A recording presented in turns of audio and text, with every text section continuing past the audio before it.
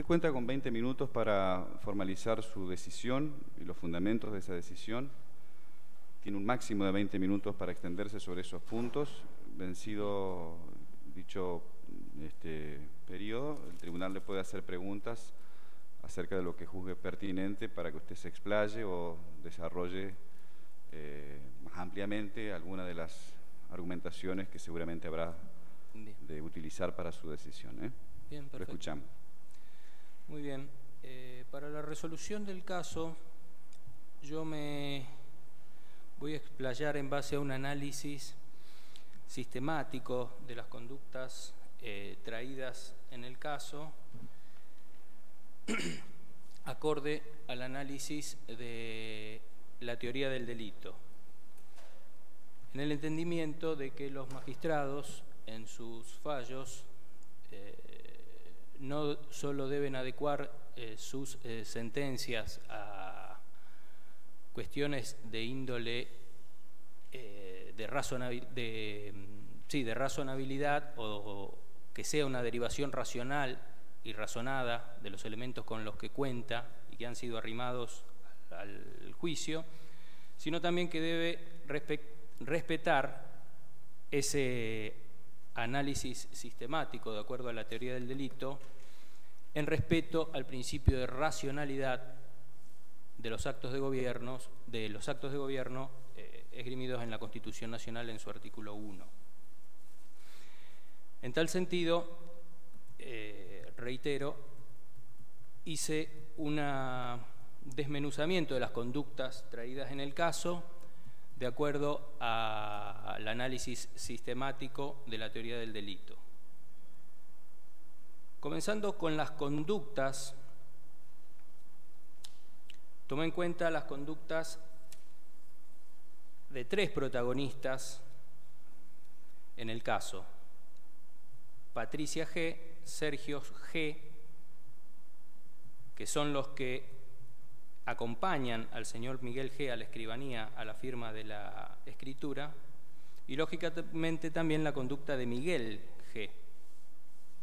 que fue quien firma la escritura número 20 que da origen al hecho. Respecto a la conducta, no encuentro ningún elemento que pueda avisorarse como elemento negativo de la conducta de estas 3 personas en cuanto a ausencia de conducta por inconsciencia o fuerza física irresistible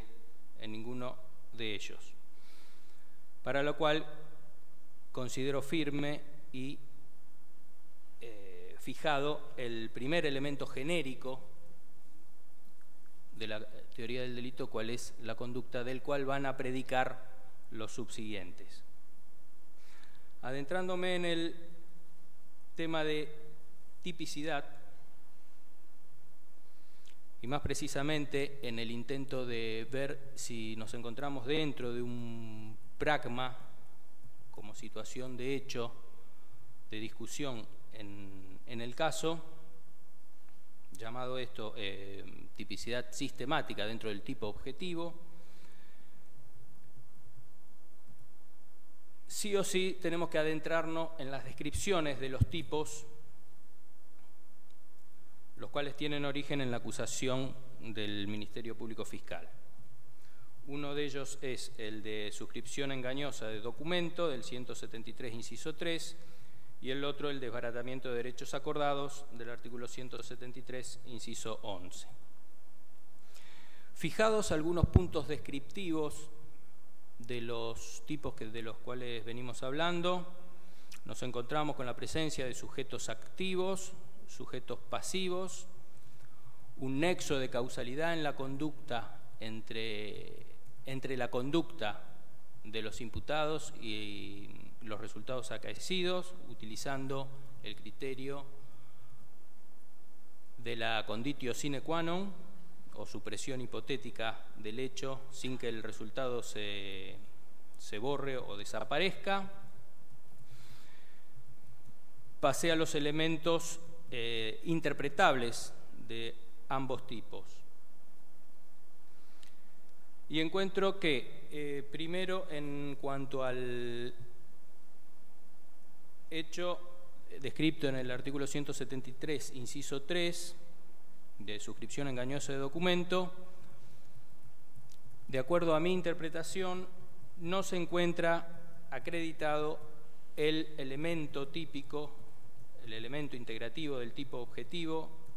que significa engaño, en el entendimiento de que, encontrándonos en artículos específicos del delito genérico de estafa o defraudación, los cuales se ven derivados en o casos particulares de estafa o de abuso de confianza, ese elemento engaño, desde mi punto de vista, deberá reunir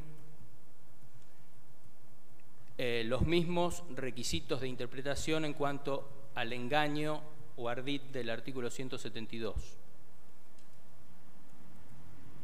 Lo cual interpreto que, si bien no necesita los requisitos extremos de lo que se denomina en doctrina la mise en scène, tampoco habla de un engaño que pueda ser superado fácilmente por parte del sujeto pasivo utilizando razonablemente criterios mínimos de coexistencia social, como ser que pueda salir fácilmente de ese engaño poniendo la debida diligencia. Por lo que no encuentro, reitero, que la figura de la defraudación por suscripción engañosa llene los requisitos objetivos del tipo objetivo. Sí, en cuanto a la segunda figura de desbaratamiento de derechos acordados, reitero, lo del 173, inciso 3, en base a la conducta de Patricia G. y Sergio G. para con su padre. No cabe duda que ha caído en un error el padre de los dos imputados, pero ese error, reitero, lo voy a utilizar, sí, para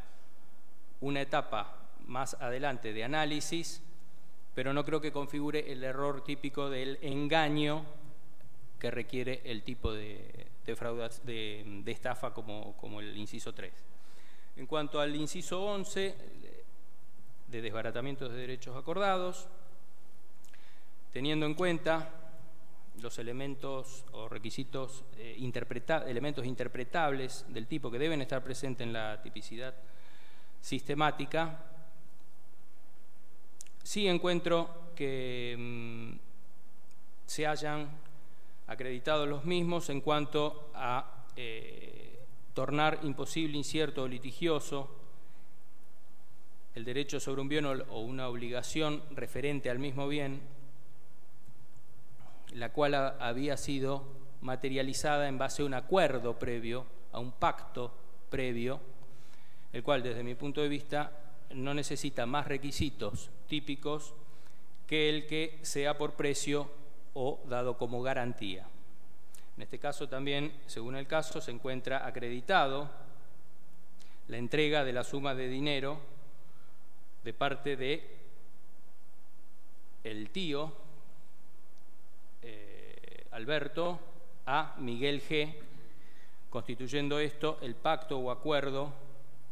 que regía sobre una obligación futura, no perfecta, pero perfectible, sobre el inmueble del que tratamos. Continuando con el análisis, encuentro que una vez asentado el pragma o situación de hecho o espacio de discusión, y a los efectos de corroborar si el mismo espacio de discusión, el mismo pragma es conflictivo, es decir, choca o se enfrenta al orden normativo como conjunto de normas prohibitivas, a lo que se llama tipicidad conglobante, en sus dos manifestaciones, como lesividad o afectación del bien jurídico y como imputación del hecho como obra propia del agente, encuentro que dichos requisitos sí se encuentran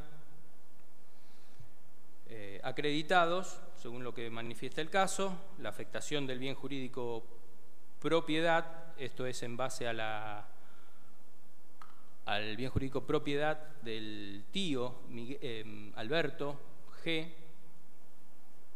en cuanto a las obligaciones que se le habían acordado o prometido o pactado, mediante la entrega de dinero de su parte como disposición patrimonial.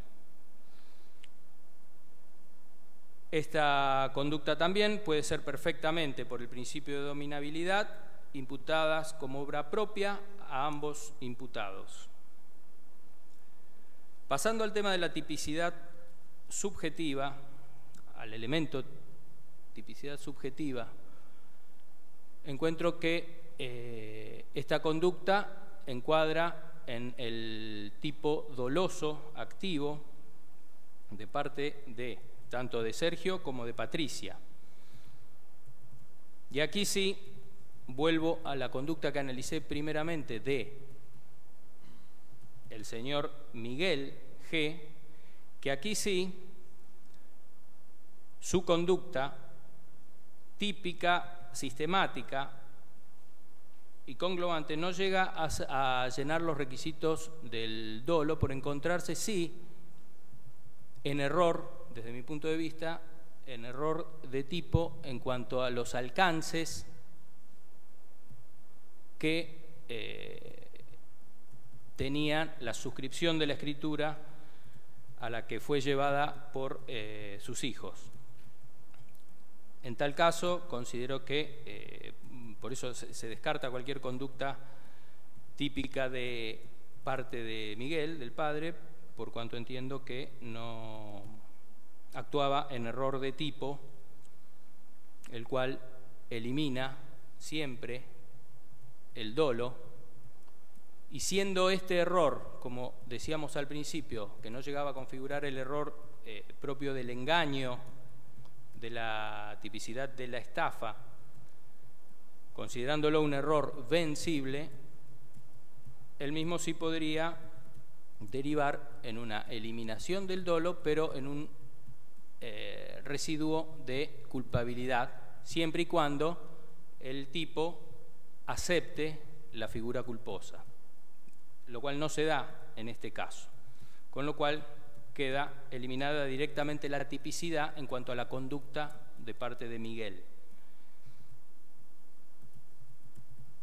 De parte de Patricia G. y Sergio G. se dan los requisitos del tipo subjetivo en cuanto a conocimiento de los elementos objetivos del tipo. El caso dice se tuvo preacreditado el pleno conocimiento por parte de los hermanos Patricia y Sergio de la existencia del acuerdo verbal y la entrega de la suma de dinero de este último. Y la voluntad de realización de la conducta en base al conocimiento que tenían de esos elementos del tipo. Analizando posteriormente el choque de la conducta que ya veníamos desvalorando, no con el ordenamiento normativo, sino con el ordenamiento jurídico en general, esto es, la unión de las normas prohibitivas y los preceptos permitivos, a lo que llamamos antijuridicidad,